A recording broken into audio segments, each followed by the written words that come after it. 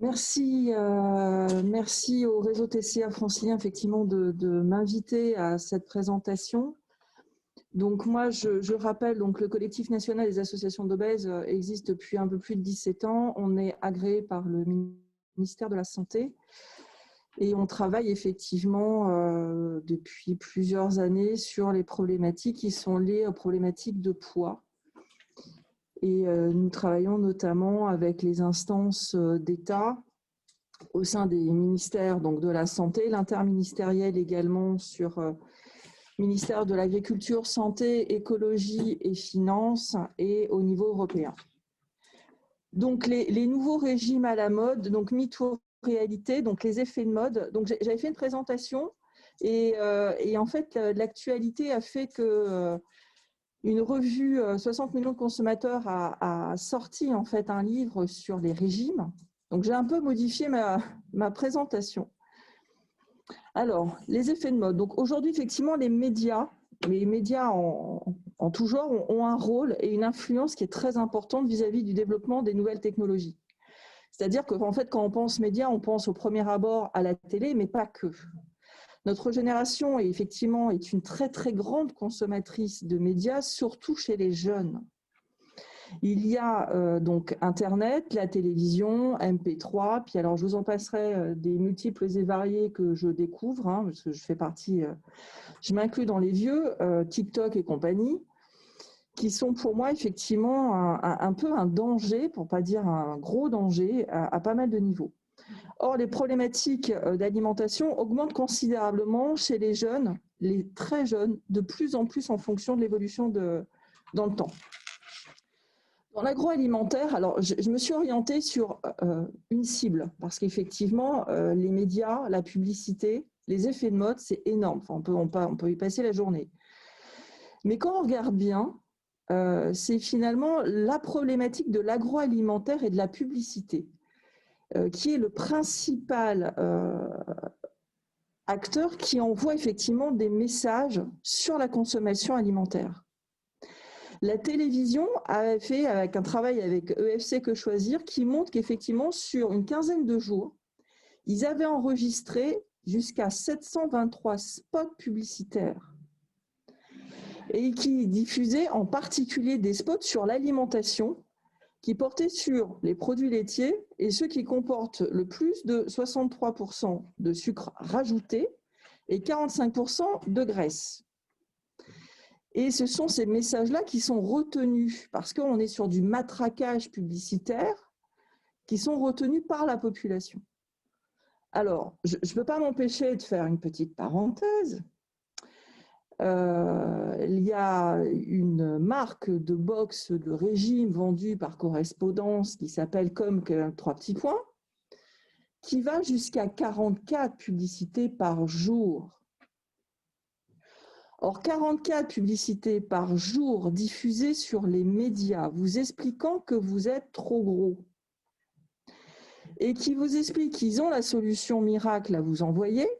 Alors, entre autres, parce que ce n'est pas les seules publicités dans ce style-là qui fonctionnent, vous renvoient finalement à vos propres problématiques. Est-ce que je suis vraiment trop gros? Est-ce que j'ai un problème de poids? Et puis, on a toute la possibilité et toute la dramaturgie du regard social des autres sur soi-même et de son bien-être avec soi-même. Je reviens à mes choux. Le département de l'agriculture américain constate que les produits céréaliers raffinés et sucrés, et qui ailleurs montrent qu'effectivement sont moins présents dans l'alimentation, sont les plus diffusés à la télévision. Donc, ce qui montre bien que finalement, ce dont on n'a pas vraiment besoin, par du marketing télévisuel et par des lobbies, on se retrouve avec effectivement énormément de publicité. Il a été effectivement établi que la publicité et le marketing fonctionnent sur les goûts et sur des habitudes alimentaires des jeunes. Parce que finalement, donc ça c'est un travail qui a été fait avec l'Association nationale des consommateurs et des usagers, c'est que on vous matraque le cerveau en fait. Ça marche pour pas mal d'autres choses aussi. La pression médiatique sur la population. Donc, l'étude démontre aussi que nos choix alimentaires sont dictés par les médias. Celui qui maîtrise les médias et la publicité maîtrise les esprits. Et alors ça, quand je me suis remis sur mon topo hier soir, je ne vous cache pas que j'avais un peu des frissons partout. Parce que finalement, quand vous regardez bien, on se rend compte que on est quasiment des marionnettes sur tout un tas de sujets. Et que finalement, c'est celui qui va parler le plus fort, c'est celui qui va bien enrober les choses, qui va réussir à vous marteler le cerveau en vous disant si vous aviez un doute, je vais vous montrer que je vous avais plus de doute en fait. Et revenu à la problématique de l'alimentation, à l'estime de soi et à ce qu'on peut représenter corporellement, ça devient un danger dès l'instant où ça a des conséquences sur les individus et sur leur état de santé physique et mental. Pour la plupart d'entre nous, donc si les médias diffusent de la publicité, et ça c'est terrible parce que nous on voit bien au niveau associatif, si ça passe sur les médias, c'est forcément un produit qui est labellisé et qui est bien. Et c'est complètement faux. Et ça, effectivement, c'est un danger. Surtout sur les nouvelles réglementations où on a effectivement des labels et des labels AOC. On a aussi la période qui est la période de crise ou de sentiment d'insécurité qui ne fait que renforcer cette problématique-là. Et on se rend compte que plus on est en période de crise, plus les messages de publicité sur il faut faire ça plutôt que ça et nous on a la solution, en fait, enlèvent le symptôme de peur et de doute et d'inquiétude. Si je reprends un exemple, alors c'est marrant parce qu'on ne s'est pas téléphoné hier soir, Patrick Tougnan, concernant McDo. Un exemple. Alors effectivement, McDo, c'est bien quand on y va une fois de temps en temps. Tous les jours, je ne suis pas sûre que ce soit une bonne idée. Mais sur les réactions, sur la plupart, les jeunes disent oui, bon, McDo, c'est peut-être pas la meilleure nourriture qu'on pourrait manger. Mais effectivement, le plaisir, de temps en temps, ça fait pas de mal. Mais quand vous regardez bien, c'est quand même des produits les plus bas, avec des menus qui sont les plus diversifiés, avec un aspect ludique, avec un clown qui est effectivement très ludique pour les jeunes, donc c'est ultra attractif au point de vue marketing, et que finalement, il est très fréquenté, il est très réputé, avec des tarifs qui sont bas, et l'entreprise vous dit, moi j'embauche. Donc si moi je vous donne du travail, et en plus je vous nourris, et je vous nourris pas cher, c'est que je suis quelqu'un de bien. Mais voilà, ça fait que rassurer la partie, j'ai envie de dire, marketing publicitaire qui vous dit, c'est bon pour moi, on peut avancer. Là où effectivement on manque de recul, c'est la connaissance des uns et des autres et le libre arbitre. C'est-à-dire qu'on a multiples informations qui arrivent de plusieurs canaux et que malheureusement, on n'a pas cette forme de visibilité ou pas assez forte de ce qui est bien et pas bien dans l'intérêt purement métabolique, si je reste sur la nourriture des gens. L'impact sur l'influence médiatique et notre régime alimentaire. Effectivement, on voit quand même arriver qu'il y a de plus en plus d'obésité. Et pas uniquement en France, sur la plupart des pays. On constate aussi, il y a eu une étude qui a été faite sur les familles qui sont effectivement des mangeurs de publicité, les publivores. Et on se rend compte qu'effectivement, en fait, les gens qui sont le plus à regarder la télé et à voir la télé, ce sont les gens qui ont les placards les plus remplis de produits salés, sucrés et gras. Et en fait, là, on ne peut pas s'empêcher de se dire que là, l'impact de la publicité, il joue, et il joue fort. Et ça, on l'a notamment sur les familles qui sont défavorisées et qui sont en manque de repères. Alors, je ne jette pas la pierre, je démontre juste en fait une problématique sur le sujet. Nous, on avait travaillé sur une étude européenne avec le CHU de Lille sur ces problématiques-là, en lien avec effectivement, donc le Nord est une des régions, je dis bien une des, qui a une forte problématique d'obésité. Et on avait essayé de comprendre comment ça fonctionnait. Et on était allé effectivement chez les gens. Et on se rendait compte qu'entre leur garde-manger, la transformation de l'alimentation, c'est-à-dire la cuisine, et la télévision, en fait, il y avait un triangle.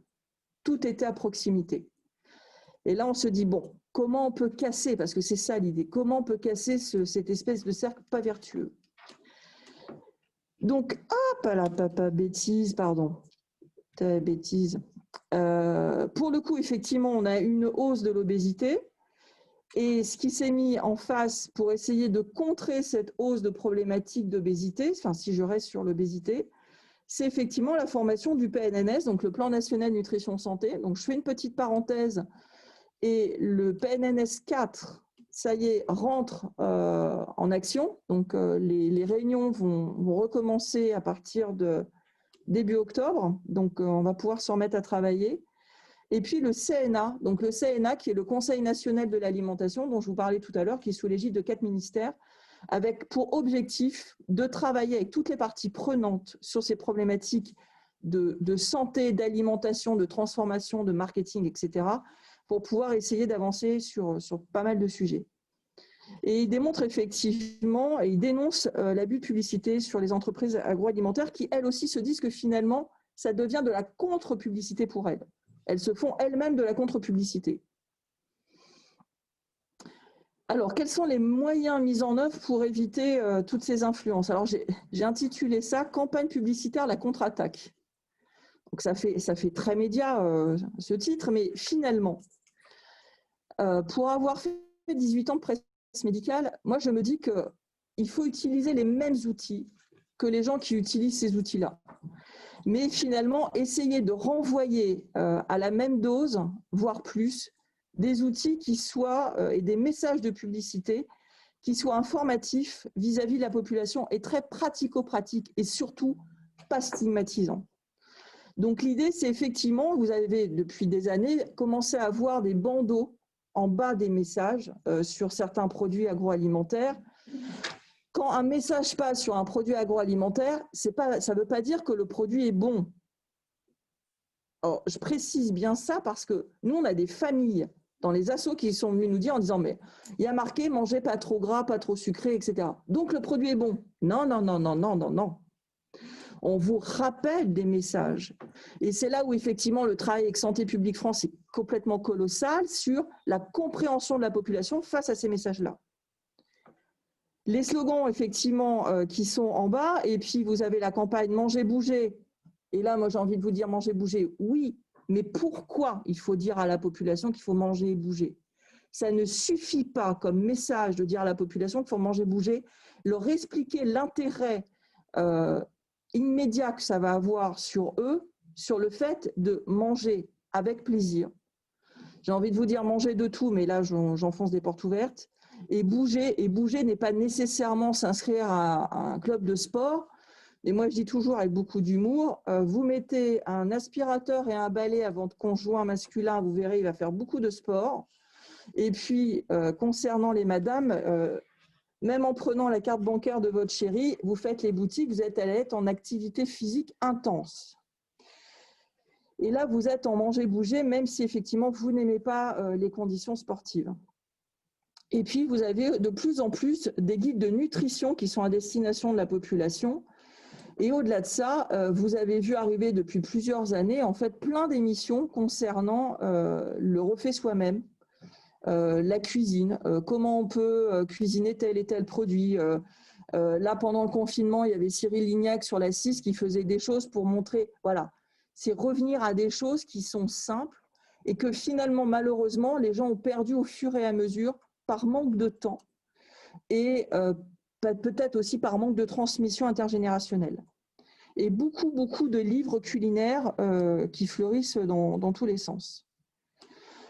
Alors là, je n'ai pas pu m'empêcher, ça a bougé, mon Dieu. Donc c'était la une de 60 millions de consommateurs sur l'intégralité sur les régimes et sur j'ai envie de dire, ce choix ou cette mode des régimes sur finalement l'illusion est nécessaire, mais l'illusion de quoi, pour qui, pourquoi, j'ai envie de vous dire.